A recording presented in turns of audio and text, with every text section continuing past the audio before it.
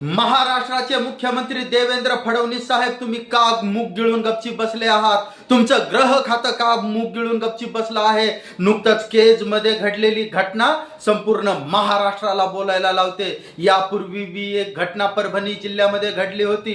संविधान रक्षक सोमनाथ सूर्यवंशीचा पोलीस कोठडीमध्ये मृत्यू झाला। त्यावेळेस महाराष्ट्राचे मुख्यमंत्री देवेंद्र फडणवीस आणि फडणवीस साहेबाचं ग्रह खातं मूग गिळून गप्प बसलं होतं। आणि नुकतंच बीड जिल्ह्यामधील केज मध्ये एका बहुजन युवकांचा पोलीस कोठडीमध्ये पोलिसांकडून मारहाणीत मृत्यू झालेला आहे।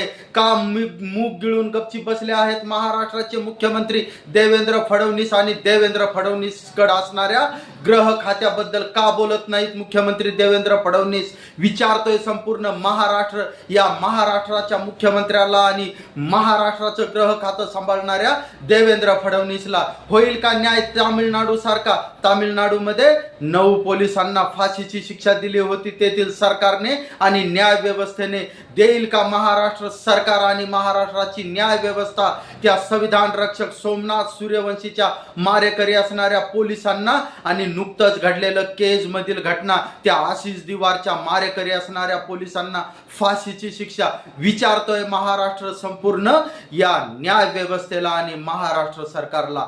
जय हिंद, जय महाराष्ट्र, जय संविधान।